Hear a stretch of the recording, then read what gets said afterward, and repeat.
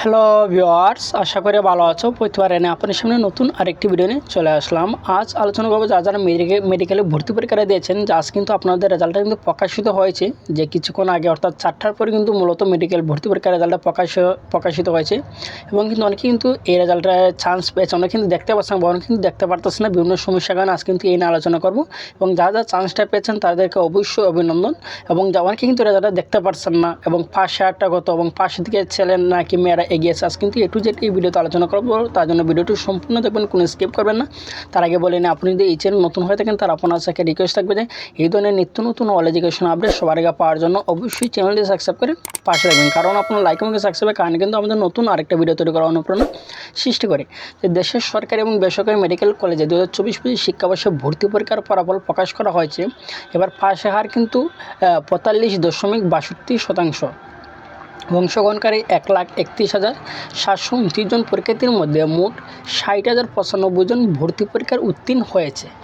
এতে 37টি সরকারি কলেজে মেডিকেল কলেজে ভর্তির জন্য 5,372 জন পরীক্ষার্থীদের প্রাথমিকভাবে নির্বাচিত করা হয়েছে।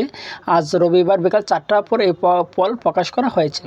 জানা গেছে যে ভর্তি পরীক্ষার পাস নম্বর ছিল কিন্তু 40। অংশগ্রহণকারী 1,31,729 জন পরীক্ষার্থীর মধ্যে মোট 60,95,000 শিক্ষার্থী কিন্তু ভর্তি পরীক্ষায় উত্তীর্ণ হন।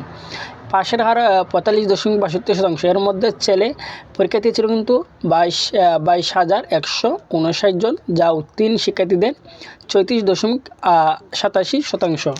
উত্তীর্ণ মেয়ের সংখ্যা 37,934 জন, যা উত্তীর্ণ পরীক্ষার্থীর মধ্যে 63.13%। এবং ভর্তি পরীক্ষায় সর্বোচ্চ নম্বর কিন্তু 90.75 কিন্তু এসেছে। ঠিক আছে, যে ভর্তি পরীক্ষার মধ্যে অনেকে এবার যে ভর্তি পরীক্ষার যারা অংশগ্রহণ করছিল এবং তাদের রেজাল্টের যে হারটা, সেই হারের দিকে তারা এবার কিন্তু মেয়েরা কিন্তু এগিয়ে আছে কিন্তু। ঠিক আছে, কারণ মেয়েরা কিন্তু তারা এবার কিন্তু উত্তীর্ণ হয়েছে বেশি এবং তারা পরীক্ষার্থী হিসাবে কিন্তু তার বেশি ছিল যে মেডিকেলে ভর্তি পরীক্ষাটি।